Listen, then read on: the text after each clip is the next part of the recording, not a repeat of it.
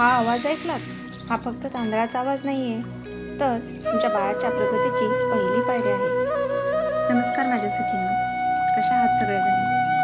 आजचा विषय ना माझ्या तर खूपच जवळचा आहे, कारण माझ्या बाळाला खेळताना पाहून मला तर खूपच आनंद होत आहे. आपल्याकडे बाळ 1.5-2 वर्षाचं झालं की घरातले सगळे म्हणायला लागतात, आता याला पाटी पेन्सिल आणून द्या, आता हे काहीतरी गिरवायला शिकेल, किंवा आपल्याला वाटतं की आता याला काहीतरी आलं पाहिजे.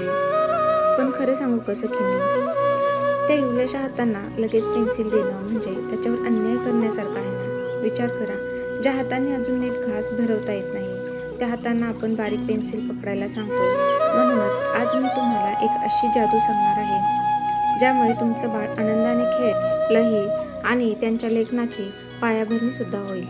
आज आपण बोलणार आहोत सेन्सर प्ले आणि रंगीत तांदूळ याबद्दल. आता तुम्ही म्हणाल, तांदूळच का? तर तांदूळ का वापरणार आहोत? कारण त्याचा स्पर्श. आता आपण हा तांदूळ रंगवू. पहा, मी इथे एक साधे तांदूळ घेतले आहेत. त्यात मी हा खाण्याचा लाल रंग टाकते. थोडं सॅनिटायझर किंवा व्हिनेगर टाका, म्हणजे हाताला रंग लागणार नाही. हे करताना तुम्ही मुलांना सोबत घ्या बरं का. त्यांना डबा हलवायला सांगा. डब्याचा तो खळखळ आवाज आणि बदलणारा रंग पाहून बाळ तिथे तुमच्या प्रेमात पडेल. हे पहा, आपले रंगीत तांदूळ तयार झाले. हे फक्त तांदूळच नाहीत, तर बाळासाठी आनंदाचा खजिना आहे. आता काय करायचं, तर एका मोठ्या पर्यातमध्ये किंवा ट्रेमध्ये हा तांदूळ पसरवून घ्यायचा. आता यात मी बाळाची छोटी कार किंवा तुमच्याकडे जे काही खेळणं असेल ते लपवून ठेवायचं आणि ते बाळाला शोधायला सांगायचं. आता काय होईल, जेव्हा बाळ ते खेळणं शोधण्यासाठी तांदळात हात घालतं तेव्हा काय होतं हे नीट ऑब्झर्व करा. तांदळाचे दाणे त्याच्या बोटांच्या टोकांना स्पर्श करतात. आपल्या बोटांच्या टोकांवर खूप साऱ्या नसा म्हणजे सेन्सर नर्व्स असतात. हा स्पर्श त्यांच्या मेंदूला तल्लख करतो. तांदूळ मुठीत पकडणं आणि सोडणं याला आपण फाईन मोटर स्किल म्हणतो. यामुळे त्यांच्या हाताचे स्नायू मजबूत होतात, जे पुढे जाऊन पेन्सिल पकडायला मदत करतात. त्यामुळे बाळाला मनसोक्त तांदळात हात मारू द्या, सांडू द्या. थोडा कचरा होईल, पण बाळाचा विकास मात्र जबरदस्त होईल. आता तुमच्या मनात काही प्रश्न असतील, बरोबर ना?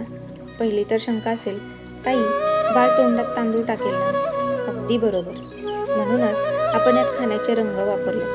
आणि हो सखींनो, हा खेळ खेळताना आपण स्वतः तिथं असणं खूप गरजेचं आहे. हे त्याच्याशी बॉन्डिंग वाढवण्याची उत्तम संधी आहे. आता दुसरी शंका, याने खरंच लिहायला मदत होते का? हो, नक्कीच होते. जोपर्यंत बाळाला हाताच्या हालचालीवर नियंत्रण येत नाही तोपर्यंत ते अक्षर काढू शकणार नाही. तांदळात बोटाने नुसत्या रेषा ओढणं हे पाटीवर अ काढण्यापेक्षा 1000 पटीनं सोपं आणि मजेशीर असतं. आता आपण या तांदळामध्ये फक्त खेळणीच लपवणार आहोत का? तर नाही. ते मुलांना हातामध्ये उचलू द्यायचे तांदूळ, त्यांना हातातून सांडू द्यायचे आहेत, फेकू द्यायचे आहेत. त्याचसोबत त्यामध्ये रेषा मारू द्यायच्या आहेत, गोल, सरळ, आडवी, तुम्हाला जशी मूल मारेल तशी मारू द्या आणि त्याला त्या तांदळाचा आनंद घेऊ द्या, जेणेकरून त्याच्या बोटांच्या हालचाली चांगल्या होतील. तर माझ्या लाडक्या मैत्रिणींनो, आजचा हा साधा पण प्रभावी उपाय तुम्हाला कसा वाटला ते मला नक्की सांगा. लक्षात ठेवा, प्रत्येक मूल खूप वेगळं असतं. त्यांना वेळ द्या. जबरदस्तीने पाटी हातात देण्यापेक्षा असा खेळाचा ट्रे त्यांच्यासमोर ठेवा. बघा तुमचं मूल स्वतःहून कसं शिकतंय ते. तुमच्या घरी हा प्रयोग नक्की करून पहा आणि बाळ कसं खेळलं ते मला कमेंटमध्ये सांगा. तुमच्या कमेंट्स वाचायला मला खूप आवडेल. अशाच स्मार्ट टिप्ससाठी आपल्या स्मार्ट आई बाल संस्कार कुटुंबात सामील व्हा. व्हिडिओ तर तुम्ही पाहिलाच, आता महत्त्वाचं सांगते, आपलं व्हॉट्सअप चॅनल आहे, नक्की जॉईन करा. लिंक डिस्क्रिप्शन बॉक्समध्ये आहे. अशा क्रिएटिव्ह वर्कशीट मिळवण्यासाठी हे चॅनल जॉईन करा. तसेच तुम्हाला जर या वर्कशीट हव्या असतील तर स्क्रीनवरती दिलेल्या नंबरवरती मला मेसेज करा, तुम्हाला वर्कशीट मी देईन. तसेच आपल्या चॅनलला सबस्क्राईब करा. त्याचा स्क्रीनशॉट मला व्हॉट्सअप नंबरवरती पाठवा आणि मिळवा प्रवास स्वतःला शोधण्याचा ही डायरी फ्री. आणि हा व्हिडिओ इतर आईंसोबत सुद्धा शेअर करा. भेटूया पुढच्या व्हिडिओमध्ये. तोपर्यंत आपल्या बाळाची आणि स्वतःची काळजी घ्या. Bye bye.